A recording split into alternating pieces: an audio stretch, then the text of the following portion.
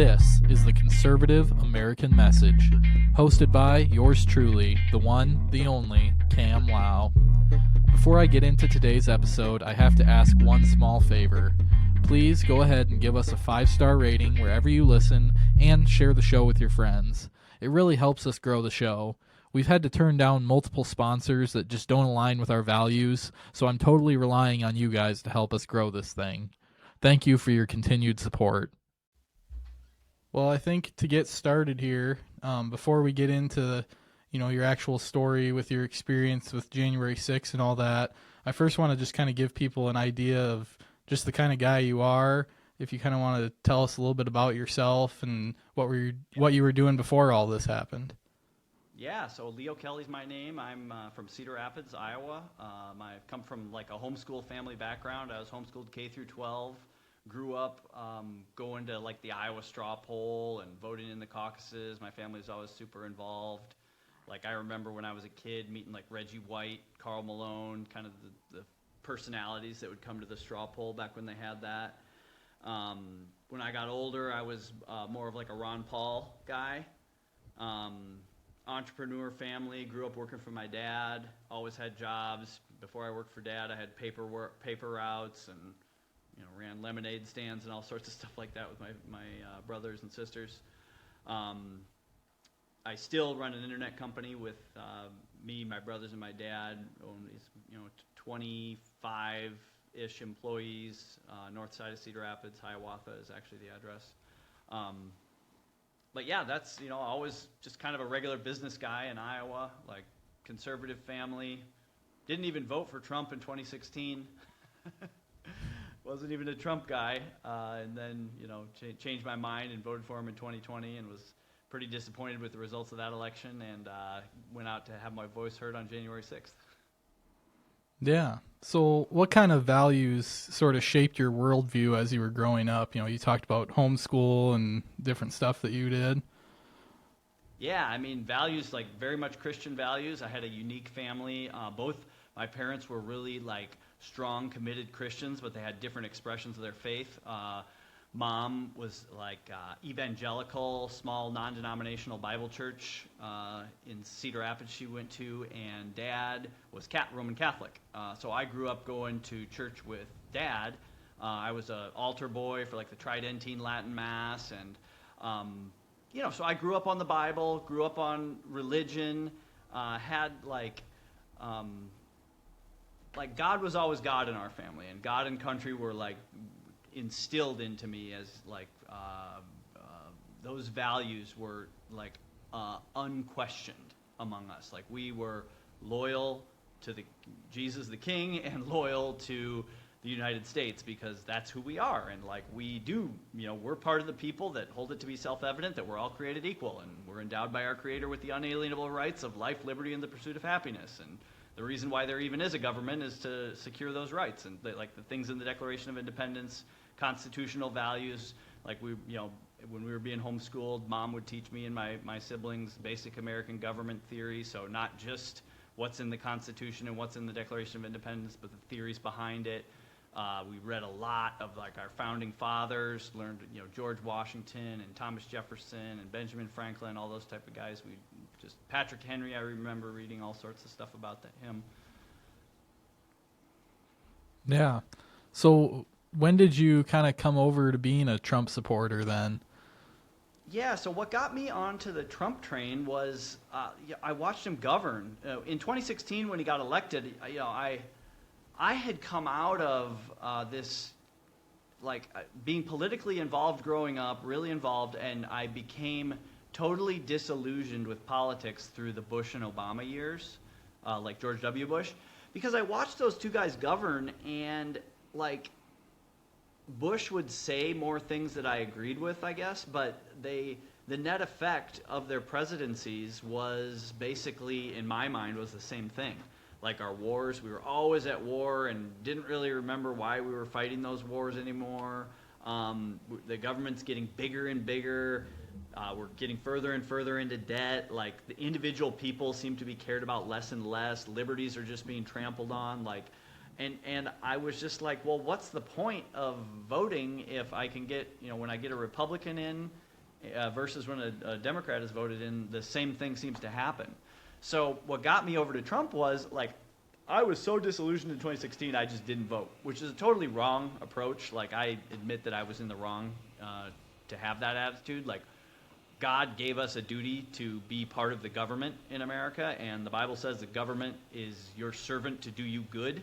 And so if you have the ability and the authority to vote, then you are the government, and you ought to do good to other people with that. But anyway, that's not where I was. But I watched Trump govern, and two things happened during his first term. I basically came to realize that, okay, this guy is an American patriot. He's doing things totally differently, and he is really trying to fight the corruption in Washington. He's trying to take us a step back towards our founding principles, the ideals of liberty, the pursuit of happiness, the idea that America is a Christian nation. A lot of people, he's not really well known for that, but he does consider America to be a Christian nation. And so I thought, well, he's at least fighting for this. And the other side of that, what happened during that term was I started to realize, just how evil the enemy is, and how basically what we're in right now is a color revolution. And I've read, props again to just my mom and dad for teaching me homeschool. I've read my history of the Bolsheviks in Russia and the communist revolution there. And I've read my history of Mao Zedong, and I've read my history of the Jacobins and Robespierre and the French Revolution. And what happens when you get this anarchist, populist uprising that just wants to tear everything apart because they're so upset, they're envious, they're bitter, they're full of hatred, they have some nice sounding arguments that about how we're fighting for social justice, or we're setting right the wrongs of the rich oppressing the poor, or whatever. It's not that they don't have any legitimate grievances, it's just that their response is totally evil. And it causes widespread poverty, widespread death, widespread destruction. People died in the 20th century by the tens of millions under these socialist, different manifestations of communism or Marxism or whatever you want to call it. And I recognized the hallmarks of what they did in those nations were showing up in America. And so I said, well, this is not just a matter of preference anymore. If we don't rise up and take our stand and contend for liberty in America and contend for right government, the government that is instituted by God to secure the rights of life, liberty, and the pursuit of happiness, then we're going to be slaves. We're going to get killed. We're going to get thrown in prison. I read Richard Wurmbrand, Tortured for Christ. He lived behind the Iron Curtain in Eastern Europe. And it ain't pretty. If you and for us to surrender what God gave us is just would be a total dereliction of duty in my mind. So, reeling that all the way back around to Donald Trump, I looked at Trump and said, well, maybe I don't agree with everything this guy says. I don't think he's perfect, but I think he is the guy that God gave us for this moment. And I'm throwing my lot behind him because I don't really have a better option. Yeah, and I think that people definitely don't give Donald Trump enough credit for what he's done, especially for Christians and Christian values, regardless of what he really thinks himself or believes. He's one of the most pro-life presidents we've ever seen, and probably done the most on that issue than anybody we've ever had. Yeah, that's the thing about him. He actually does things. These guys that I grew up kind of supporting, the Bush types, or Ted Cruz, or these guys, I try not to hold any grudges or anything, but they never got anything done. Trump's the guy that got the justices in that overturned Roe v. Wade.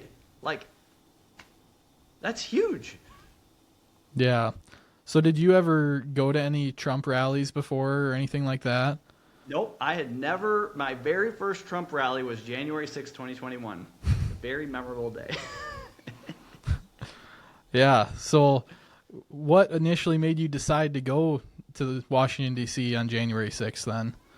Well, so probably a lot of your listeners will remember Election Day on 2020. And we went to the polls, and if you remember, like, I remember watching I don't remember if it was CNN or Fox News or, one of the mainstream broadcasts I was watching that night. And I voted for Trump, and one of the things all the talking heads were saying was that, well, there's going to be a lot of mail-in ballots this year. So those are all going to be counted first. And the Trump supporters are all going to vote in person on the day. So if we all know that Trump's going to be way behind at the beginning of the vote tallies of the night. But as the night progresses, if Trump pulls ahead, he's definitely got it. So everybody probably remembers watching the night, and Trump was ahead in Pennsylvania and in Wisconsin and in Michigan and in Georgia and in Arizona. And like, he was ahead everywhere. All the states that mattered, North Carolina, Nevada.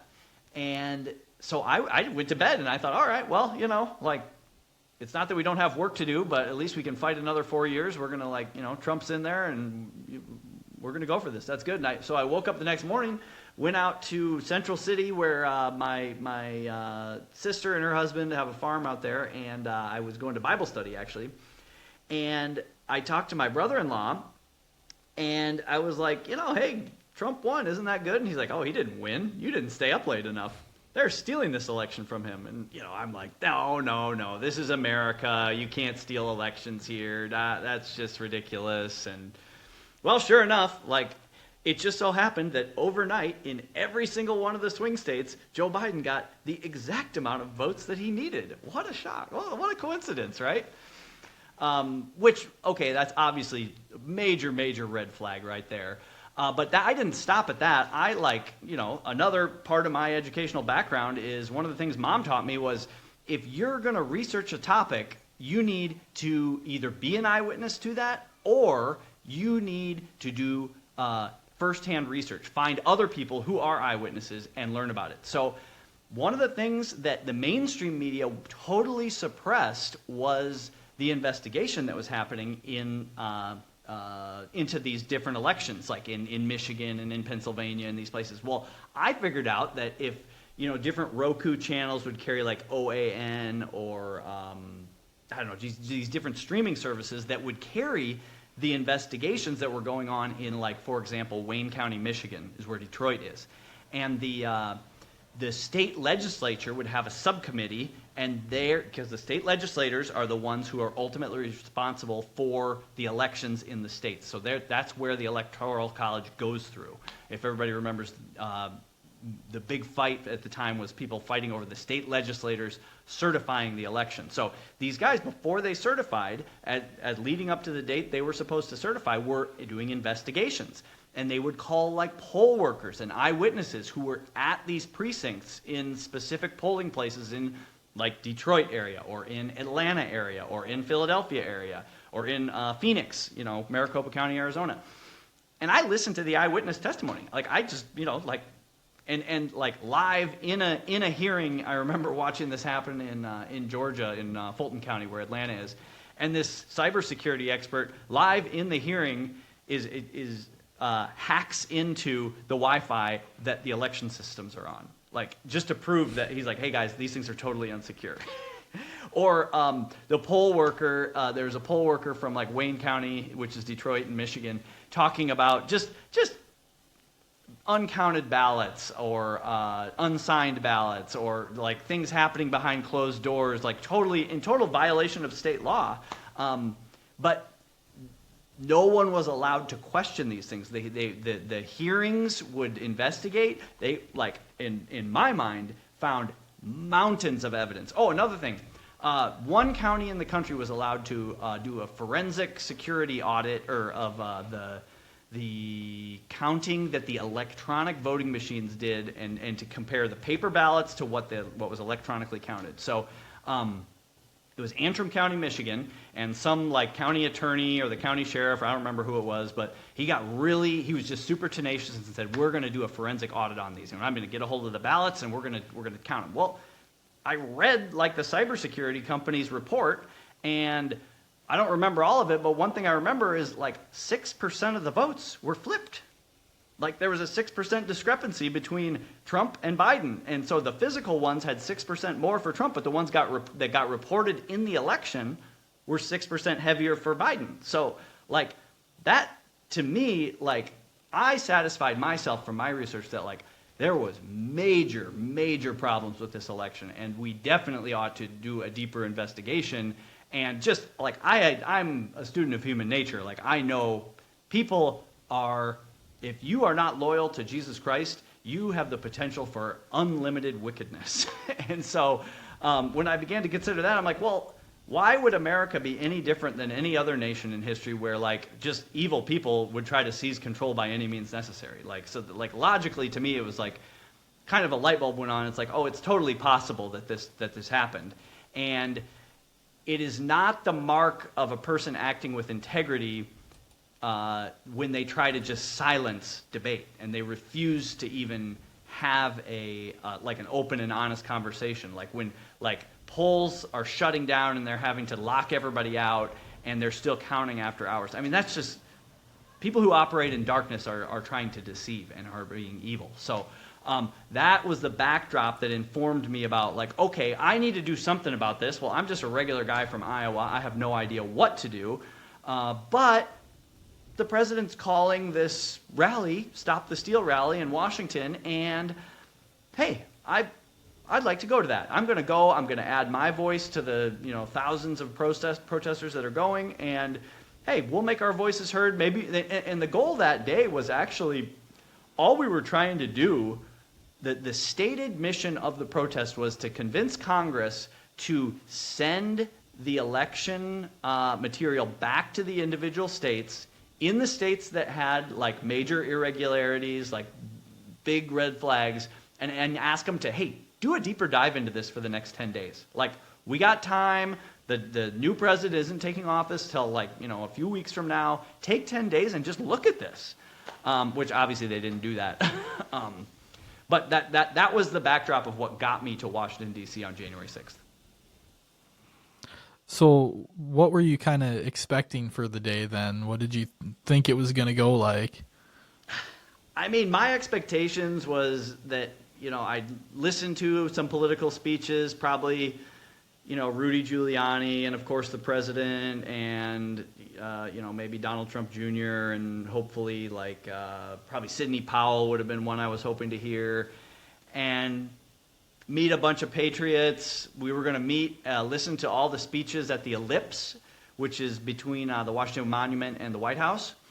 And then the plan was the whole crowd was going to march down to the Capitol building, because the Capitol building was where Congress was meeting that day, and just protest outside. Like, I thought it would be like any other, like, protest or political rally where it would be really obvious where you were supposed to gather, and there'd be signs where the organization was, but obviously, like, that was not at all what it just descended into total chaos. Like, I just thought it'd be kind of like just an outdoor event with a bunch of patriots, Yeah, so once you guys did get to the Capitol, how did things kind of unfold to the point where everyone started going into the building? Well, I mean, the thing about, like, how we got there is really weird because, like, the way the day unfolded, everything happened so fast that, like, it was really easy for it to get really mixed up in the media. And also you add on to the fact that probably a lot of the media out there was intentionally messing things up. But I always like to tell people, this is a really interesting fact. So Donald Trump spoke that day at the Ellipse, which is a between 45-minute and 1-hour walk from the Capitol building. And so he shows up way late, which, he's the president. He often shows up late, because he's got other engagements or whatever. And he talks longer than he's supposed to. So we end up heading out to the Capitol building almost an hour later than what we were originally scheduled to. So here's the really interesting thing about the whole timeline is when all of us down listening to the president, I don't know how many people, but probably a couple 100,000, something like that, started walking down that way. It was that moment while we're still almost an hour walk away that, like, the perimeter around the Capitol building was quote unquote breached, where, like, people pepper sprayed some cops, people removed some of the barricades, and then eventually they climbed up and broke the windows and smashed it, climbed in and caused a bunch of chaos. And did a bunch of bad things. So, but the vast majority of the Trump people that were there had no idea that was going on. We were just waltzing down Constitution Avenue, listening to somebody blaring a loudspeaker of like, the combination of YMCA or Twisted Sister, We're Not Gonna Take It, or maybe like another group of patriots would be like singing Amazing Grace or God Bless America or something like just total like relaxed, inspired, patriotic, like nobody was, like there was no indication of violence, it's just anybody who's been to a Trump rally is like, these are some of the best people in America. Like they're just regular folks that are like just love the United States and are trying to like, we just we're something. There's something in us as Americans like where we wish that we could just be like hobbits from the Shire and people would just leave us alone. But the evil like Sauron keeps trying to take this place over. So anyway, we walk down and we come up to the Capitol building and it is pure pandemonium. And I was like, whoa, what is going on here? Because this is not what I expected at all. There's no cops anywhere. There's no fences. There's no trespassing signs. There's just people everywhere.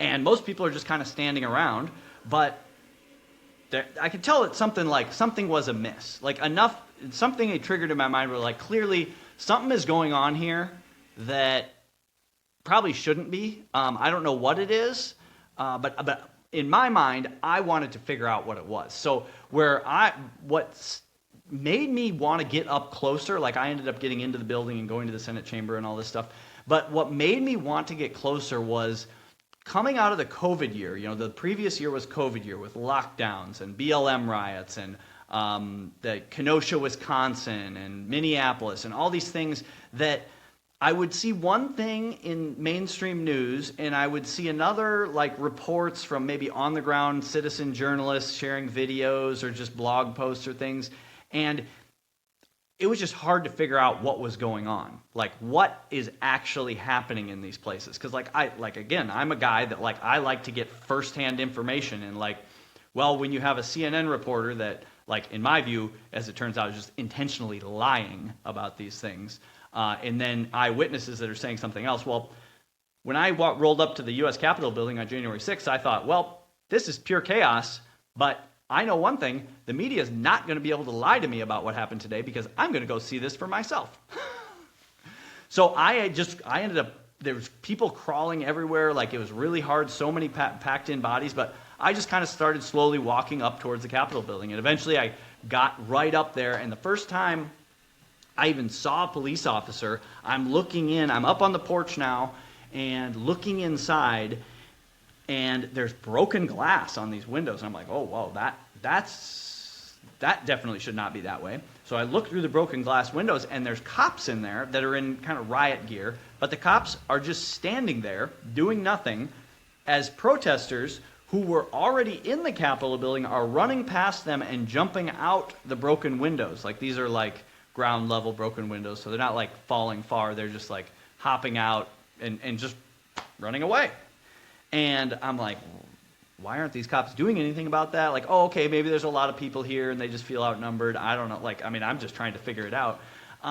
Then, there's a little bit of, the air is a little scratchy in my throat, and I'm like, oh, I think that's got to be what tear gas is. And so I started to realize that there was things happening between the broken glass and the tear gas. This is not a totally peaceful group of people like I walked over here with. There's something else going on here. So then off to my left, a door opens up. And I found out later that this door was opened by a guy who was just a protester wearing like a Trump hat, whatever. He had a cane and he smashed the window, and it was a fire exit door. So he reached through the smashed window. It was too narrow to climb through, but he wanted to unlatch the door so that he could open it, and people, presumably people could get inside. So he does this, and he pops the door open, and a bunch of people just stream right inside. And I'm like, okay, cool, all right, I'm gonna see what's happening inside the building. So I followed all those people. Well, the interesting thing about this guy who opened that door is the U.S. Capitol building is a secure facility. You're not supposed to be able to just do that. is a lock, but there's also a magnetic lock that is controlled by like, central security or whatever.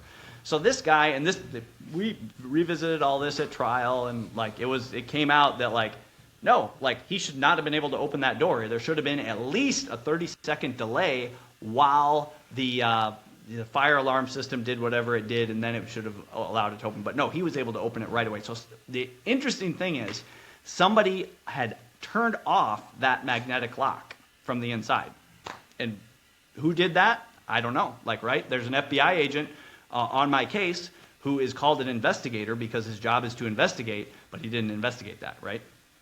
And so I don't know what happened, right? Another weird thing about that guy, the same guy that smashed the window, I saw him like having conversations with police officers on the inside. What they were saying, what they were doing, I don't know. But like, it didn't, as I look back on it, it doesn't really seem like that was very above board to me.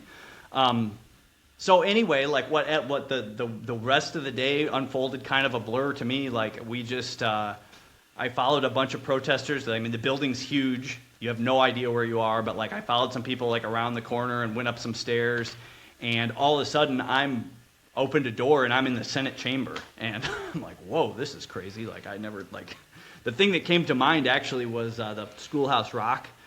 Like, you ever see that cartoon where the guy's like, I'm still just a bill, and it's like the process of a bill becoming a law and all that stuff, like, and it has like a whole song with it. Well, that, that's the weird things that come into your mind in a moment like that. And there was at least one police officer in there. There might have been more, and he was just kind of like telling us to be respectful. Like he wasn't really giving any clear instructions to leave or anything like that. He just, kind of wanted to make sure people didn't destroy the area, which nobody was. That guy with the horns, Jacob Chansley, was in there with like the buffalo. He was, doing whatever he was doing. There's like this little old lady just sitting in a chair off to the side that looked like maybe she could have been my grandma. Like just a surreal kind of experience. And finally somebody said there, we need to pray. We got to pray because, that's what America needs. And that was the first thing through the whole day that made any sense to me. Because I was like, well, yeah, because this is like total chaos, total turmoil. Even if we win as like whatever our goal was at that point, I don't know if anybody knew anymore. But like even if we win, we still have this country that's just ripping itself apart in just division and hatred, and this pendulum is swinging back and forth, and it's the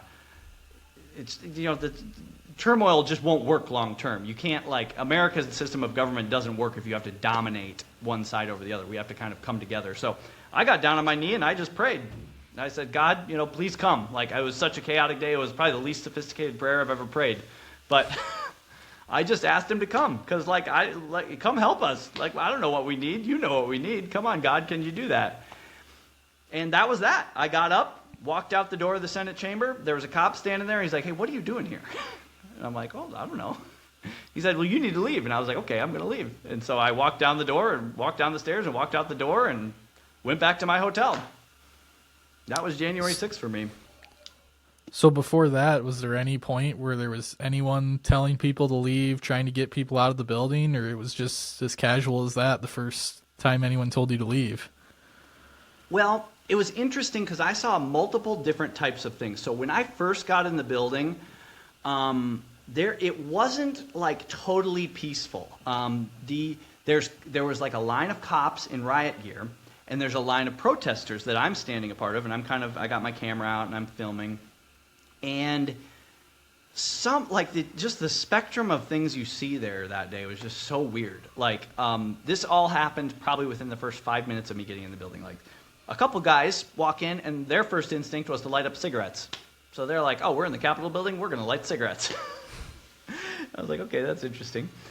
And then there's one guy that grabs like a flagpole and starts swinging it, trying to battering ram down a door.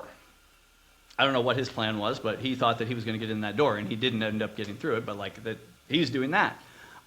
There's other guys that are screaming at the police officers like as if it's their fault what's happening that day. So they're, saying, you betrayed us and you're awful, and, saying all sorts of bad things. But then there's other protesters that are talking to the people that are screaming at the protesters and causing destruction and saying, what are you guys doing? Like, it's not their fault. Like, remember, we just came out of the COVID year and the BLM year where we're all about backing the blue. These are police officers. We need to support these guys. It's nothing here is like, they're just trying to like do their job. Like they're not like automatically leftists or like, trying to overthrow the government or whatever. Like they're just probably just kids.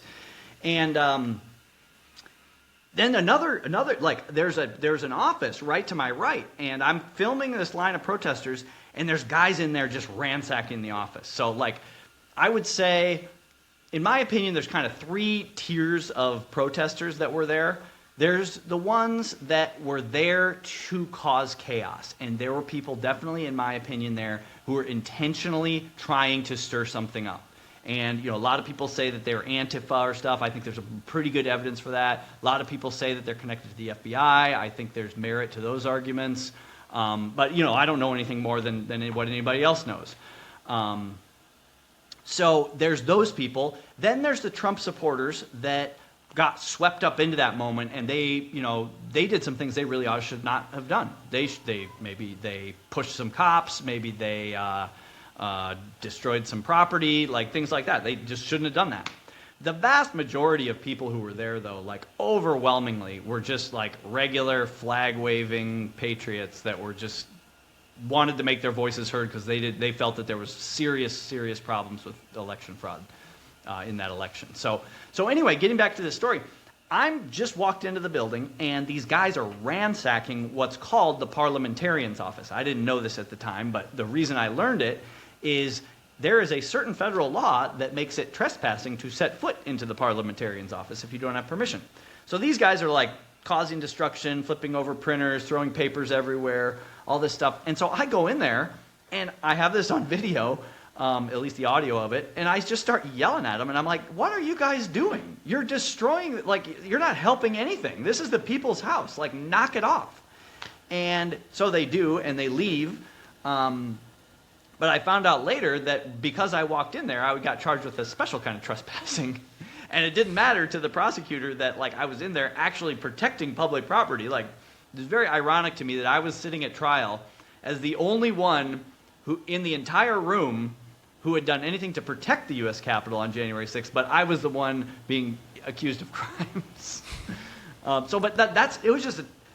It was a spectrum. But I mean, what overwhelmingly got reported in the media is this, in my view, very small percentage of people that were intentionally causing destruction, and they were absolutely wearing Trump gear, right? They were wearing like, Make America Great Again and all that. But in my opinion, they were not Donald Trump supporters. At least for the most part, they weren't. I thought they looked more like Antifa or something like that. But I like, you just don't know. Like how can you find, like, I mean, it's just a crowd of people. You don't know what's going on.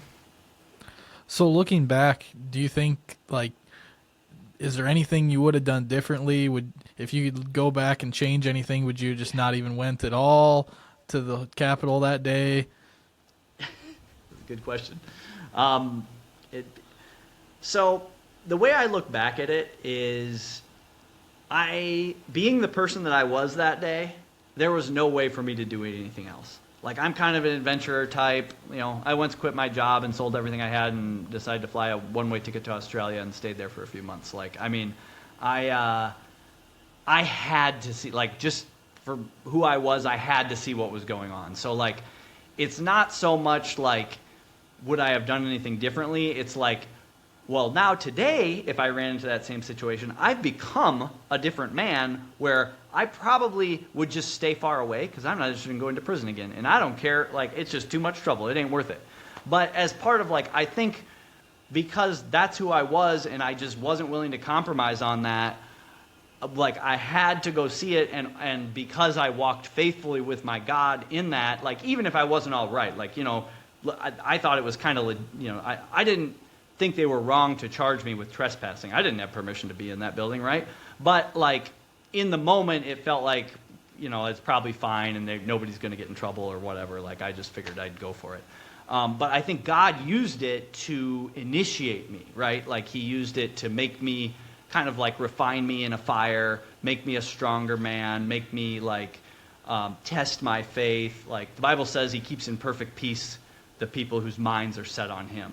And like, it was pretty hard, like getting prosecuted, I had to spend almost a year in prison. Like, I mean, there's some dark days there with, fear, anxiety. It's really easy to slip into bitterness and hatred. But I had to like walk with my God, and I had to like be faithful to the idea that, well, for Jesus says, love your enemies, do good to those who persecute you, right? Like, so I had to do that. I had to like actually pray for the judge and pray for these prosecutors that like were really doing some pretty evil things to me and totally perverting justice. They were weaponizing the law to pervert justice against me and other J6ers, in my view. So that like I had to be faithful in that, but I also had to hold on to like, well, or I had to like muddle my way through like, well, God is a God of justice, and like, where is justice in this, and how come there isn't? Like, I mean, and that kind of led me back to who are we as a nation, and like what makes us Americans, and that I landed more and more on the Declaration of Independence, and it's just so profound to me that like I don't know how I forgot this, but like, because I know I learned it at one point, but like, we're the only place on earth that's founded with the government as the servant of the Creator, right? The Declaration says the reason governments are instituted among men is to secure these rights, the rights being the God-given rights of life, liberty, and the pursuit of happiness. So we must have justice in this country, right? Like, we have to have that, but we also have to rally around the idea that God's institution for justice, the Bible says it does not bear the sword for nothing, is government. So we have to we the people have to get back online with that idea, get control back of our government, which is going to take, we've been in the trenches now for several years fighting that battle, but like we have to get there, and then government, it is right and it is just to use the government to institute justice, not for revenge, not for like vendettas, none of that, but it is for securing the rights of liberty, of life, and the pursuit of happiness. Yeah, absolutely. That's really important, and especially I think it's huge to take the Christian view and praying for your enemies, praying for those who are coming after you. That's really a challenge that a lot of people have a hard time with. But so kind of going back to the story a little bit, so you leave, you go back to your hotel room, you kind of not really thinking you'd committed any crimes, sure, maybe there was trespassing involved, but there was all these different people there, and who knows what's really going to happen. So after that, you go back home, and then what happens? Well, the way that it was really easy for the FBI to find me was that night I got connected with a reporter for an online news organization called LifeSite News. And they're, have a decent following. They're pretty big. And so this reporter reached out to me, and he was there that day too. And he said, hey, do you want to give an interview? And I said, all right, sure. Going back to like my whole idea, like a lot of this kind of weaves through the whole story. It was like, I knew that the media was going to lie about January 6th. I knew that it was going to be so distorted, and I also knew there would be some people who wanted to know what was true. So I knew that I was an eyewitness, and it was my duty to share that in a way that other people could see it. So yeah, I went over, I gave this guy an interview, and he posted it. It was 6 or 7 minutes long, I think. So nothing complicated, nothing simple, and my eyes are like this big, and I'm like freaking out because like I just like saw this crazy moment at the U.S. Capitol, and like and I'm kind of like contemplating like I wonder if I did anything wrong, or I don't know, but so this interview goes viral on the internet, and I think it had 4 million views or something like that before eventually YouTube censored that, that they censored the news platform, which is why a lot of people still have no idea what happened on January 6th because like the alternate viewpoints have been suppressed. So I gave this interview, and like there was no hiding after that. Like my face is there, and it's just and like that's just who I am. I'm like, I'll own up to what I did, and I figured like, I mean, what's the big deal? Maybe trespassing. Like nobody. These are misdemeanors, disorderly conduct or something like that. Nobody goes to jail for these. Like, I mean, it's just. And I wasn't going to like try to hide it. Like, the FBI came and found me. They arrested me at work, and I I gave him an interview. Like, I know you're not supposed to talk to cops. I'm not an idiot, but like, I'm like, well, if I did something bad, like I'd rather I'll just tell them what I did, and if that like convicts me, like, well, whatever. Like, I walked around in the Capitol building, like that's the people's house anyway. In my mind, like it probably wasn't that big of a deal. Well, it turns out it was. And in Washington D.C., if you're a Trump supporter, like you will get fried for this stuff. And they eventually stacked on a felony charge that was like obstructing an official proceeding, which was later thrown out at the Supreme Court, which is this whole story fiasco we can get into. But like that was, that's how I got wrapped up into it. And then it was probably, I think it was almost 2.5 years after they arrested me. So I was not, a lot of people have heard about like the DC gulag and just how awful they treated a lot of the J6ers who they arrested that day and threw in the Washington DC, basically the county jail there. And that place was just covered in feces and urine and just nasty. The guards there aren't even Americans. It's really like dystopian stuff. So I was not one of those guys though. I've talked to them, and I mean, God save them, because like it was awful. But I had to spend one night at the county jail in Lynn County, and then they arraigned me. So the arraignment is where they decide what to do with you while you wait to go to trial. And so they basically released me under court supervision, which meant I had to call in once a week, and I had to wear like an ankle monitor for a few weeks, and then they decided they didn't need to do that anymore. And I just had to let them know when I was traveling. I couldn't travel internationally, but I kind of got to live a mostly normal life until I went to trial. And the really bad thing, though, is like so I got arrested in Cedar Rapids, and the trial's going to be out in Washington, D.C., because that's where the event happened, so that would be normal, where it is now. What would actually be normal for a big publicized event like that, like standard procedure in the courts, is that you get a change of venue, because the jury pool is obviously very intimately connected to stuff that happens in their city that's that public, right? A really good example of this is the guy that shot Kennedy, or at least who was accused of shooting Kennedy, got a change of venue. And like that was just standard. Like he shot him in Dallas, and they gave him a change of venue because of the people of Dallas like would be more affected. So, but they didn't do that for any of the J6ers. All the judges in Washington, they circled the wagons and said, no, this is our turf. We're gonna like teach these guys a lesson, basically. So I started reaching out to defense attorneys in Washington, like from firms around there, and I talked to I think between 10 and 20, probably closer to 20, and I would just ask them about like, okay, listen, I get it, like trespassing and these charges, like, okay, but what about like equal justice under the law? That's guaranteed by the Constitution. I happen to know that when I was standing in the Senate chamber, there was a reporter by the name of Luke Mogelson standing right next to me who writes for the New Yorker, who wrote an anti-Trump far left-wing perspective on what happened on January 6th. Him and I are the same. We had the same authorization to be there, which is none. We were both peaceful. We were both whatever. So like, wouldn't equal justice indicate that like either they need to treat him like me or they need to treat me like him? Whatever. Like you can't have it both ways, right?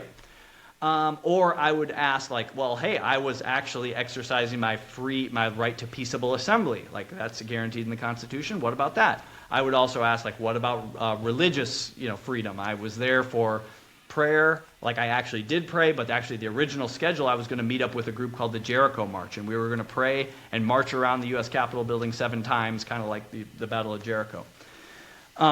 So I put this question to attorney after attorney, and I asked them all the same thing.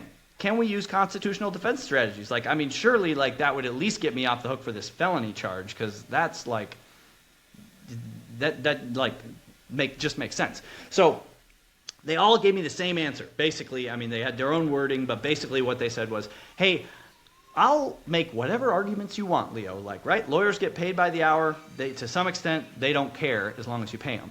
But they gave me the advice. They said, if I were you, I would not use any constitutional arguments, because they're not going to help you in Washington, D.C., because that set of laws doesn't apply here. And that was a moment when I'm like, I might be in a little more trouble than I thought. Because it wasn't just one attorney. Like, it was just like old attorneys, young attorneys, big firms, small firms. Like, they all said the same thing. Like, you might as well not even try for the Constitution in Washington because it is just not going to help you. Wow. So what were you originally charged with, and then what were you actually convicted with at the end of the trial? I can't remember all, like, I feel like there was like 5 different kinds of trespassing. So one of the weird thing about the day is, if you've ever been to the Capitol building in Washington, you can go right up on there, and like you can go even up on the porch. I'm pretty sure still that you can, and like it's just open to the public. Well, I had been there before, and that's what I remembered. So, but it was during COVID. So, because it was during COVID, the grounds were shut down. So the moment I stepped on the grounds, now remember, people have removed the barriers and the fences, 20 minutes before I got there, or half an hour, or an hour before I got there, whatever. So I have no idea. I'm just walking up to the U.S. Capitol building. But as soon as I set foot on it, that's one kind of trespassing. And then, like, walking up the steps is another kind of trespassing. And I don't remember what all they were, but like walking into the building, that's another trespassing. Remember that story I said about the parliamentarian's office? That's another kind of trespassing. And then they have this thing called parading. I'm not really sure what parading is, but that's a crime. Disorderly conduct. I don't really think I did anything disorderly, but like that's kind of like the catch-all I think that cops use to, like, if they're mad at you, they can always charge you with disorderly conduct. So there was all of those that were just misdemeanors. And then there was this felony charge that was obstructing an official proceeding. So the idea with that charge that they said was, hey, because you were part of a group of people that interrupted the process of what Congress was doing, you committed a felony. Well, the law is part of the Enron. You remember the Enron scandal, where they, this basically big company, I think, collaborated with their auditing firm, and there's just like a massive scandal, and tons of people lost a lot of money, and it was like, all this bad things happened. Well, they passed a law after that called Sarbanes-Oxley, which was going to, make sure we never have fraud again or something like that. So this part of the law that was obstructing an official proceeding was meant to apply to like an accounting firm that's doing an audit. And the way that they could potentially obstruct is if they take all the financial records and either delete them or shred them or destroy them or whatever, because you're obstructing what the government is doing. It had nothing to do with Congress, right? This sort of protest has interrupted Congress many, many times in U.S. history. Like, you could find different left-wing and right-wing groups that have done it throughout the years, and it's always fallen under First Amendment. Like, maybe you can get charged with trespassing, maybe you can get charged with things like that, because that is legit. But as far as talking to Congress, you gotta it's obviously protected by First Amendment. So the Supreme Court eventually agreed with me, but the court system, that's how justice is done in the courts, is they don't really care what happens to you along the way. It's they just think that if they get it right at some point along the the years that the glacial pace of the court system works in, they kind of congratulate themselves and say that they got it right. So that was the felony that you were convicted of then? Just the one felony charge? Yeah, well, yeah, I got convicted of everything at trial. They, the juries, they I think every J6er basically got convicted of basically every charge. I mean, it was just the judge, when there's this process called voir dire or something like that where you pick the jurors. My judge was interviewing the jurors and asking them to make sure that they read his preferred newspaper, which was the Washington Post, which is demonstrably anti-Trump. He was making sure they watched his preferred TV stations for news. So he's literally making sure that they had a tainted view of the whole event, and he's seeding the jury pool in that way. So I mean, it's just, it was a totally rigged process, and I had to do that love my enemies thing, because I had no power, right?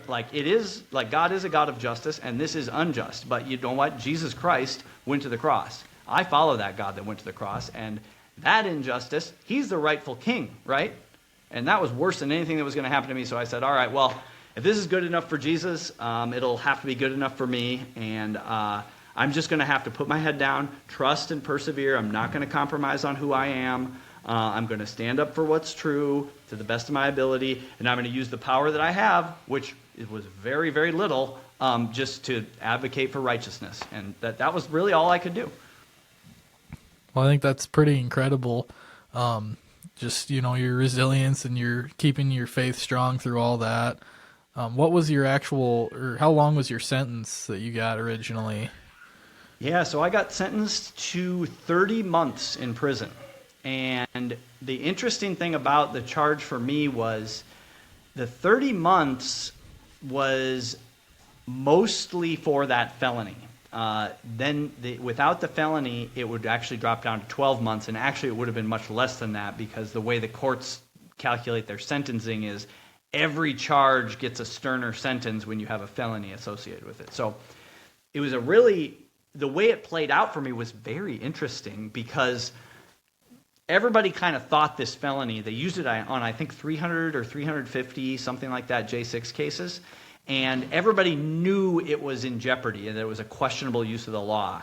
And the judges all allowed him to use it. I think there was one judge that said, no, this isn't the right, but then he got appealed and they led the same place. So anyway, I get sent to prison I have to report to Rochester, Minnesota prison on October 18th, 2023, I believe it was. And I am going through the appeal process to try to get this felony off my record. Well, just try to, everything. I mean, I'm just trying to win whatever way that I can. Well, the Supreme Court ended up taking another case, not my case, but another case that would rule on this charge. And so that following July, they finally did, right around the 4th of July, Independence Day, they ruled that, nope, in fact, this is an illegal use of the law. Like these, Washington, D.C. prosecutors did it illegally. The judges signed off on the illegal use of it, and we're throwing it out. So after a few days, I filed my paperwork, so they vacate that charge. When they vacate the charge, it means it's gone. So now all I have is these misdemeanors that are 12-month sentence. And if most people know this, there's almost nobody serves their whole prison sentence, right? Like you get in there and you get into the programs and you earn good time off and you get released. So I became a plumber while I was in prison, and that was a productive job in their mind. So I would my job was fixing toilets for inmates and stuff like that. But so I had earned this good time off. So when my sentence dropped down to 12 months. A few weeks passes after that Supreme Court ruling, and now my sentence is over. And there's nothing allegedly holding me in prison, and they are not letting me go.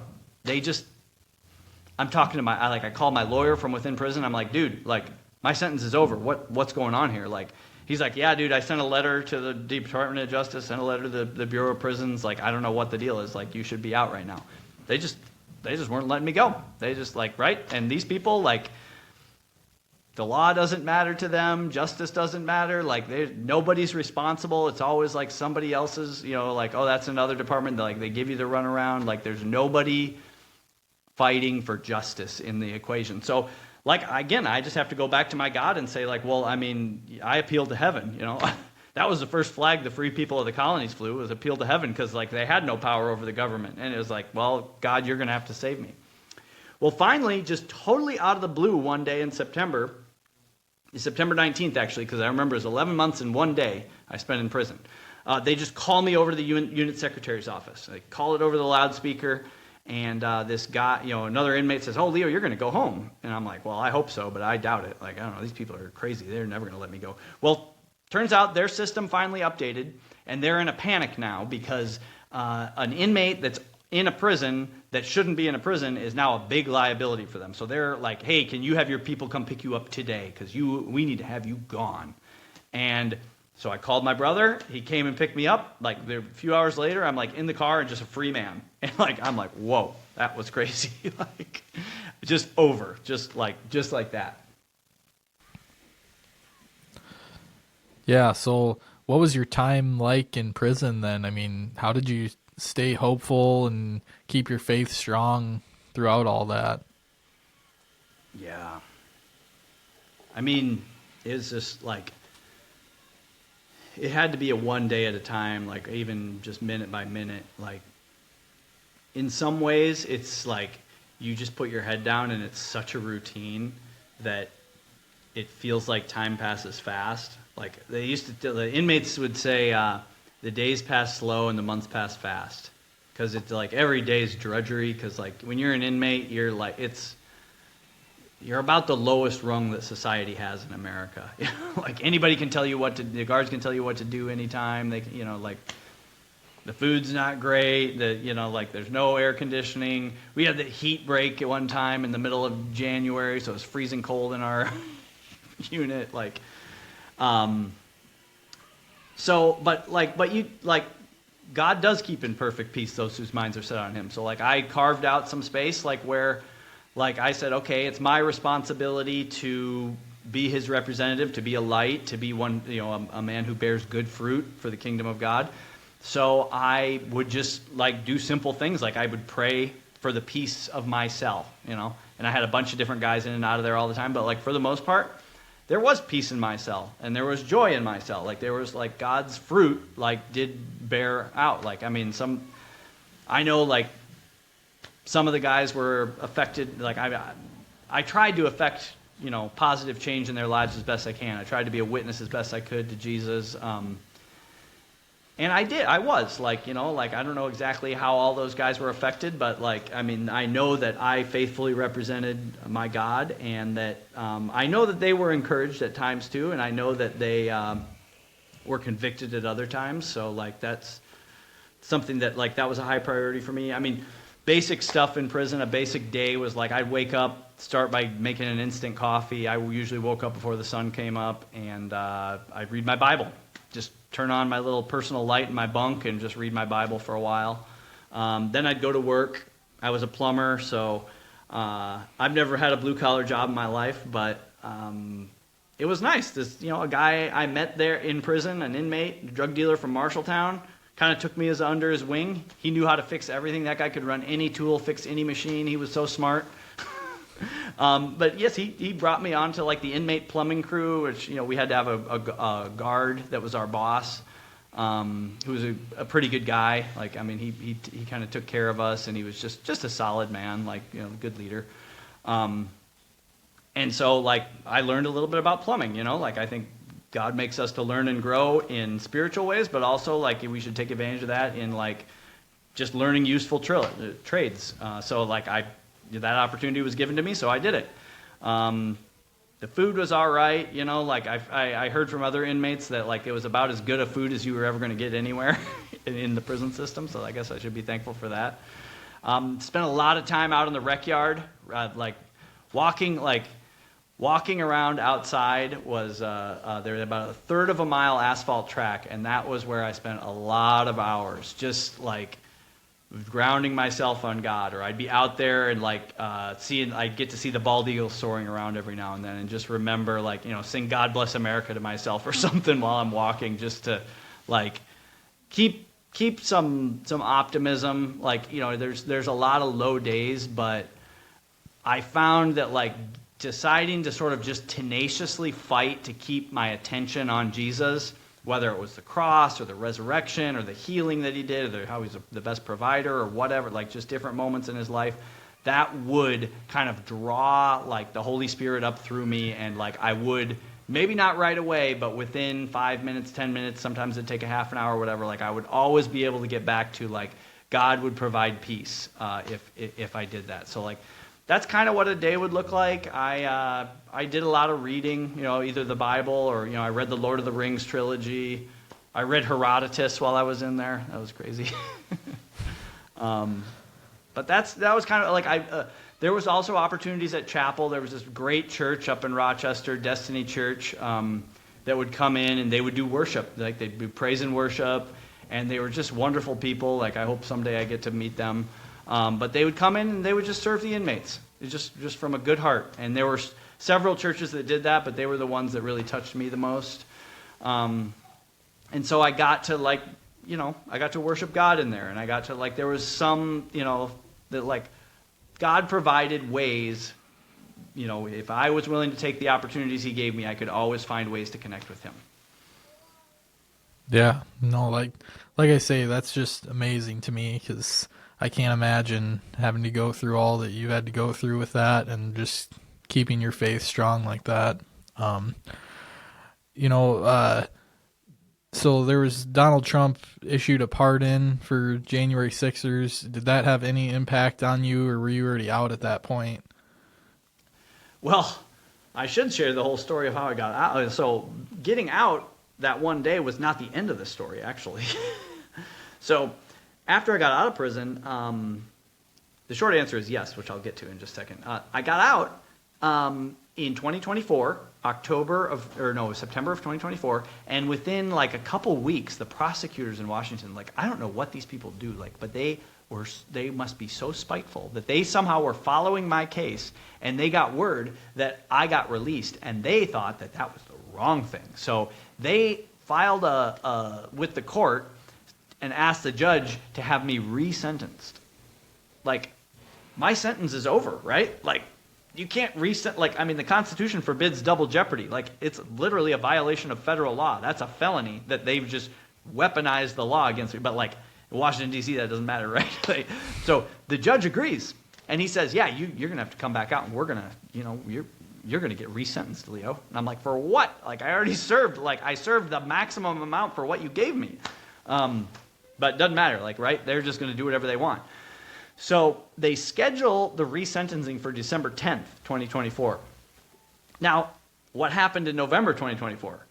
Donald Trump got reelected, right? So he got reelected, and he's talking about how he's going to pardon all the J6ers. So the courts usually are moving, they move so slow. Like, it just takes forever to do anything. But all of a sudden, all the J6 cases get super sped up. And so mine, all of a sudden, there's a wide open schedule to like get this in right before Trump can take office. And so the judge calls me out, and he's gonna resentence me. I have to travel back out to Washington, D.C. My lawyer sat me down with, like, I was there with a guy from my church. My brother's there. My parents are there. A few other people. And the lawyer sits me down, and he says, Leo, as a good lawyer, I have to tell you this, just to set expectations correctly, but you are here for only one reason. This judge does not have to have this resentencing hearing. There's only one reason to do it, and that's to send you back to prison. So just prepare yourself for that, because that's what's about to happen. Well, the hearing gets delayed by an hour, because who knows what reason. And all these patriots in Iowa, like, I think maybe all the grassroots people in Iowa by this time were praying for me. And they were going to pray during the hearing, but the way it turned out is the hearing got delayed for an hour, so I got to call into their prayer call. And so I'm standing outside the courthouse in Washington and dialed in, and these wonderful ladies are praying, and I'm kind of, about as upset as I've ever been. I'm probably more upset than I've ever been throughout the entire process, because at this point it's just like, well, nothing matters. Like, these people, they will just tyrannize and do whatever they want unendingly. But I had this like supernatural experience. Like, as these ladies are praying for me, I feel literally like an angel, like wings around me, and I see like this like picture in my mind of like an eagle, maybe like a bald eagle or something, like with wings covering me and protecting me.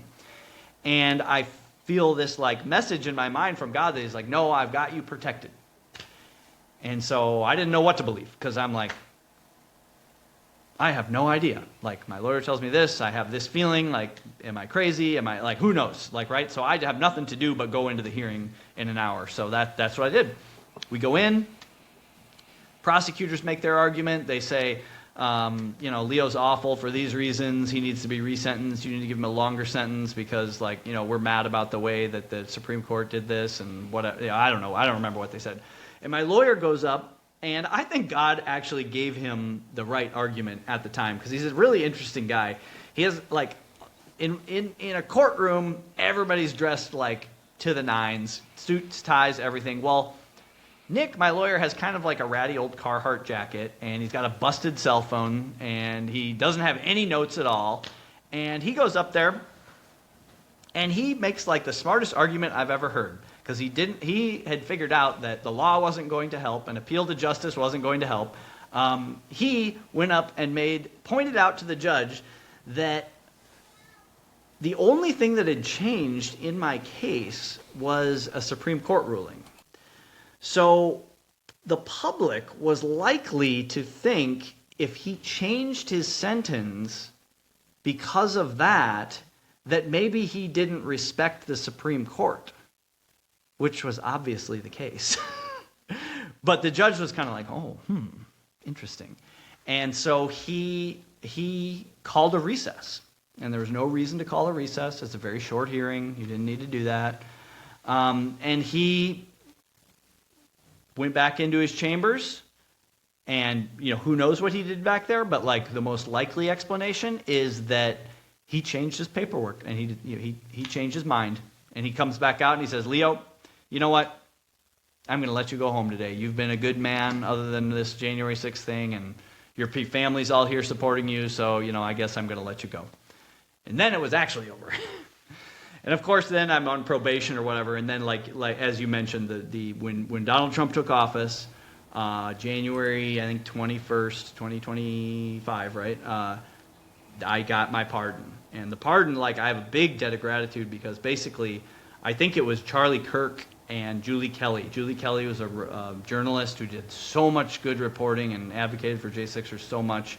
And Charlie Kirk basically came together and came to the president and said, the reason that you need to pardon these J6ers is not so much that the idea that none of them did anything wrong. It's that they weren't tried under the laws of the United States. The due process was so egregiously violated. I mean, these courts are just operating in rebellion against the law. So that was the justification. And then, of course, so everybody except for, I think it was 6 or 8 J6ers got pardoned that day. The others were put in they need further investigation phase or whatever. So I was one of them that got a total pardon for everything, totally wiped the record clean. I was really disappointed though. I thought I for sure would get a certificate in the mail, but all I got was a PDF email. You print it off and frame it or something? Yeah, I got to do that. So, I mean, it seems to me like the theme of this whole story is, being evil things persecuting you and going through all this, but how much good can still come out of that between your faith and the message that you have now. So, I mean, how do you think that this whole experience changed your life?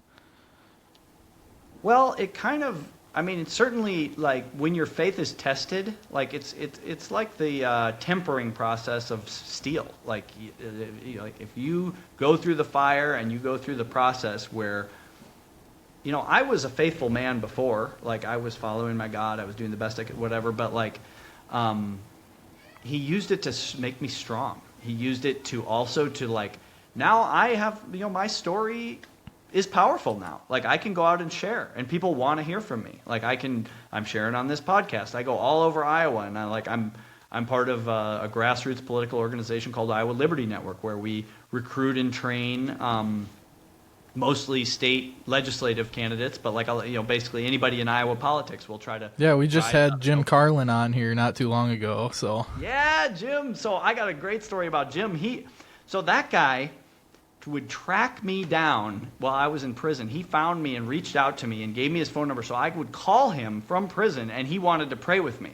Because he was and that's such a, I should contrast this with Ashley Hinson, because Ashley, I think the people who got her elected, the grassroots people in Iowa that got her elected that were praying for me, kept reaching out to her, asking her, whatever, she's not part of the executive branch, she's not in the process, so there's nothing she could directly do, but I'm one of your constituents, and this is an egregious violation of due process and all, at least write a letter, she didn't do anything. My brother ran into her on a plane. He was flying to a conference for work, ran into her on a plane. And he said, hey, look, this is what's happening to my brother. He's going through all this. It's totally illegal. It's way wrong. And she's like, oh, yes, I am going to look into this. I am definitely going to. Don't you worry. I'm going to, take care of this. She never did anything. She just, and she's she voted for funding for National Endowment for Democracy, which is they are the censor advisors for the YouTubes of the world. So like the reason why my story was suppressed is by this type of organization that anyway. So like anyway, all that to say, big fan of Jim Carlin. He's become a good friend of mine, and like he's the founder of Iowa Liberty Network. He's done so much for Iowa, just politics in Iowa, building up. Like I know he's kind of an anti-establishment guy. He does things his way, and like just a faithful man, like loves God, like and such a strong fighter for the causes of liberty. Mm-hmm. Definitely. So I've seen some stuff here in the last few months about some J6ers that are filing some class action lawsuits to seek some restitution. Is that anything that has any interest to you to try and make things somewhat right, or do you want nothing to do with that? Well, I just don't for one thing, I don't have time to do that. Like the way I see it is like I got a war to win here. Like, like the liberty has to win in Iowa, and like I'm going to contend for that cause as best I can. And also I think like if I leave room for God to repay me for what's all the evil, like I think he's going to do that. Like I don't got to go see it out for myself. And the other thing that bugs me about it is, and I say these guys have every right to pursue that because it was so evil, but like who's going to pay them back? Well, the government. Well, that means we all have to pay for it. And like, yes, it was egregious injustice, and like it shouldn't be done. But like, who should be paying for it is Nancy Pelosi or somebody. You know what I mean? Like, but that's kind of just the way I think about it. It's just like I don't have the bandwidth to do that right now. I've got a war to win. I'm all in on this. Like we've got righteousness has to prevail in our government, and that's just I just don't have enough margin in my life to like try to like fight for myself in that way. It might be different if I just didn't have any resources, but like I've been blessed with I don't have any debt from this. I haven't I've got a family that supports me. I've got a church that supports me. So like I have God's given me the freedom in my life where I can have like choose what to do with my time. Well, I'm going to do it to serve him and to serve my fellow Americans. So what's the main thing that you want people to take away from your story? Well, I mean, I wrote a book, Hope from the Ashes of Jan 6 is what it's called. And like the main thing is there is hope for America.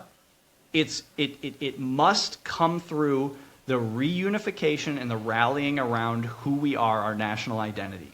And we are the place, like what makes us Americans is we're the people that hold it to be self-evident that we're all created equal. We are endowed by our Creator with unalienable rights.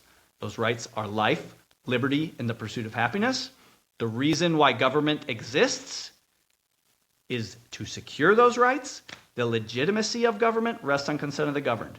And we're the people who pledged our lives, our fortunes, and our sacred honor to support that declaration, right? If you are an American, you owe your allegiance to that. And if we can come together around that, we've got a really great thing going here, and we can redeem it. But we got to like defeat this leftist, like the new Marxist, whatever that is, that's trying to take over and enslave and dominate and bully. And I mean, these people are going to kill us if we don't win. And like, I believe in loving my enemies, but I believe that God has given us government to do us good, and it is our responsibility to fiercely wield the sword of government to do that good, which is to defend the causes of life, liberty, and the pursuit of happiness. Yeah, well, it's definitely an incredible story, and I really appreciate, everything that you've done and sharing this story. And, you mentioned your book, and, what else are you up to now? Yeah, well, I mean, I'm doing the speaking circuit around Iowa. Check me out at iowaleo.com. The book. I'm getting all over the place in Iowa. You can find me in Des Moines most weeks, or different patriot groups. Come have me. I love sharing the story with regular Iowans. What I like to do is do this, except just have like an hour conversation with like groups of people in pizza ranches and places like that. Well, awesome. Yeah.